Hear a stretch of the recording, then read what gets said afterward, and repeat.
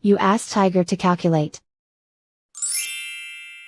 This deals with the order of operations. The final result is 8,796,093,022,208. Let's solve it step by step.